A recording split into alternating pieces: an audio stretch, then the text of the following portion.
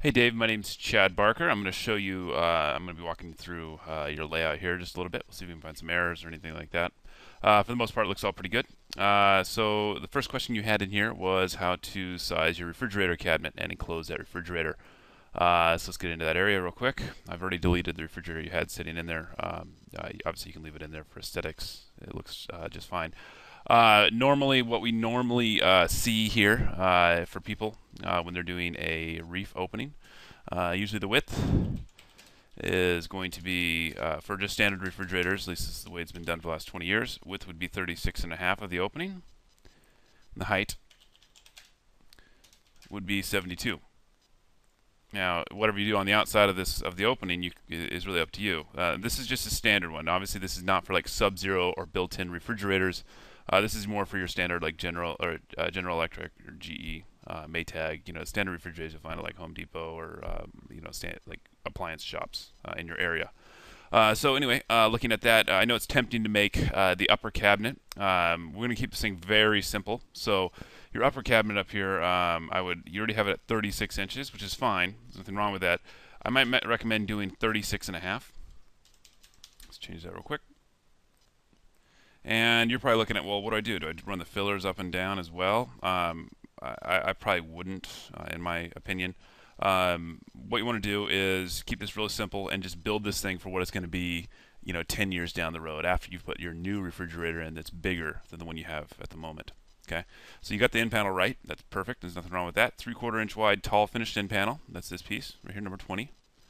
Let's take our 36 and a half inch wide upper cabinet and push that against the refrigerator.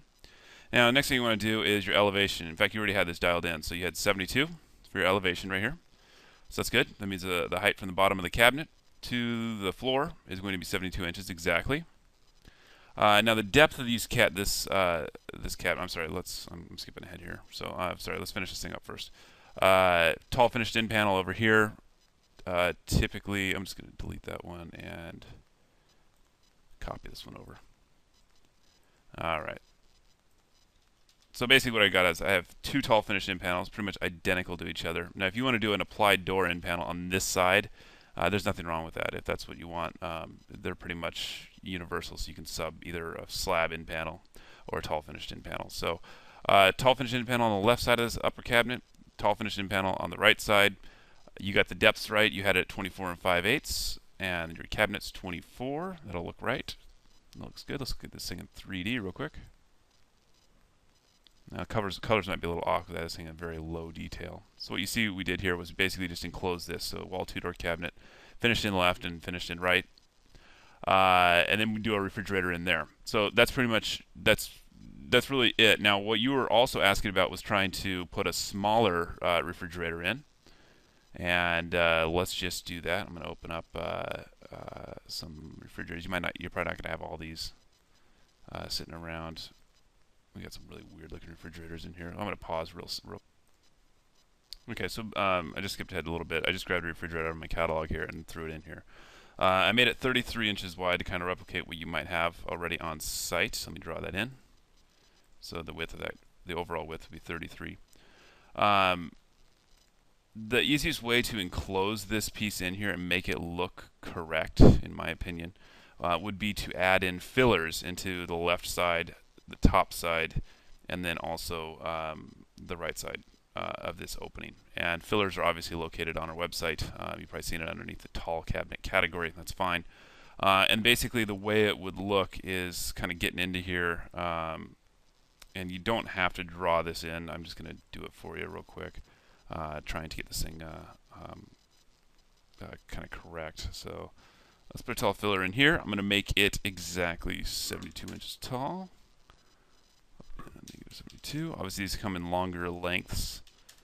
There we go. There's one. Now our minimum width for our fillers is going to be 2 inches. Now, obviously if you did 2 inches on each side and you have a 36 and a half inch wide upper cabinet here, that means you're going to have 32, 32 and a half, which is too small. So you might need to cut these things down on site. Unfortunately, we can't run these fillers through our edge bander, which limits our flexibility on the width there. So you might need to run those things through the edge through a table saw on site, which is relatively easy. You just set the table saw up and then shave off about half of an inch or so. Should probably do it.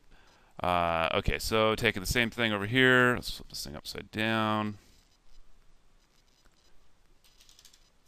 and put it on there. Okay, so there we go. And over here, I'm going to copy this again, and I'm going to show you what we could do on the top.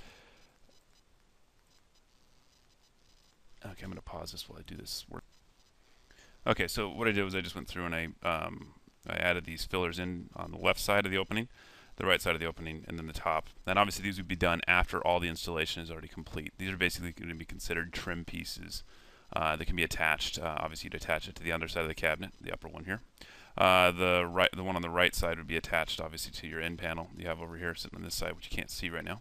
Same thing over here, this would attach to the left side of the end panel. And what we get is a refrigerator that basically looks like this. So you have a refrigerator sitting in there.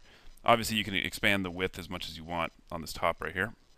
Nice thing about it is you can actually really enclose that to however you need by doing those fillers. And obviously we told you, or I was telling you about having to rip them down. Obviously on the table saw, probably have to get it down there below about a 1.5 to 1.25 wide on these end pieces, right on these side pieces. And this upper piece right here, you'd probably need to do that, I don't know, maybe 3 inches wide or so. So anyway, they come in long lengths of 90 inches or 47.5, so just order accordingly. Anyway, so other than that, that's pretty much it for the refrigerator. This is very simple. In the future, what you can do, let's just say you buy a new refrigerator one day. Obviously, you can unscrew these fillers from the inside of this opening, slide your new refrigerator in, plug it into the wall, and you're done. So it's kind of a nice little quick way of doing it. And it also looks clean, and it won't damage the interior of that opening. So, okay, moving on, let's take a look at some other areas here. So everything else is pretty simple. You got it nailed in right here. Everything's right next to each other. That's perfect. I don't see any gaps or anything like that. As far as getting from the edge of your refrigerator enclosure cabinet or the edge of the end panel to your doorway or wall or window or whatever you're doing, when I do it, I usually try to leave about an inch or so between the edge of this piece and a casing. Now, if you're looking at a rough opening, you're going to want to figure out how wide your casing is going around that opening, or how wide it's going to be after they install it, and that's going to really help you dial it in to make sure you're not running into issues. And there is ways to get around it, but definitely don't want your cabinets running into casing. It looks a little weird. It's harder to do on site when you're doing install. Let's see here. Moving on. So uppers on this level, everything looks good. Standard base heights. You're at 54 elevation, which is good. That's what I usually use. Looks like you watched our tutorial. Around the window, you're good there. As long as that's to the edge of the casing, you'll be good. Obviously, you're going to be applying your end panels here, like you said in your email. That's no problem. Let's see, center lines, 73. So it looks like you're slightly off center on your sink cabinet. Most likely you're going to be fine though.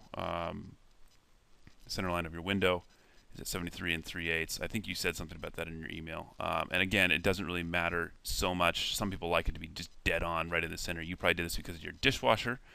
And that was another question you had in your email about the dishwasher. And you said you couldn't use the appliance case, and that's completely fine. You don't have to use the appliance case cabinet. Now, we do sell the appliance case cabinet because a lot of people want to have a separate cabinet that has a housing that is available for that dishwasher. In your case, you're just going to have to install your cabinets here and then basically measure out 24 inches, or in my case, I usually like to measure about 24 1/8 to give it a little wiggle room from side to side, and you'd be just fine. So yeah, you're completely fine there. You don't need to change anything in that area. Looks perfect. Okay. Moving on. Base 90 cabinets. Simple. Everything's simple there. I don't see any problems. See, this is all good. You did your finished in panels. That's good. Good. No problem. You got these overlapping and touching each other. That's good. Yeah, the wall cabinets, that'll look real nice. You just go real clean right across the face there. Let's see here.